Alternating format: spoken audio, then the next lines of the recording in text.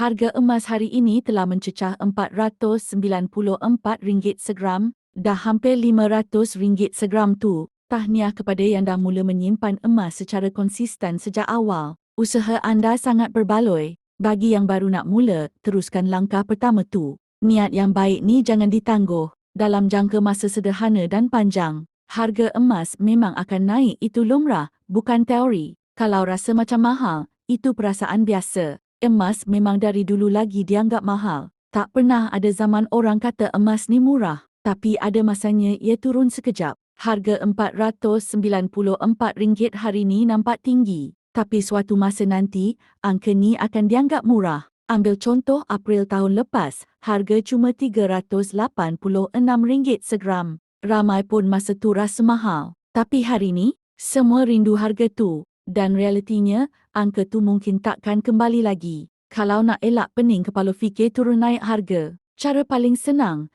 tetapkan simpanan secara automatik auto debit bulanan. Set terus untuk 5 tahun. Dan setiap bulan akan ada pertambahan gram. Tak kira berapa pun harga masa tu. Semoga usaha menyimpan emas ni memberi manfaat berpanjangan. Dunia dan akhirat, insya-Allah.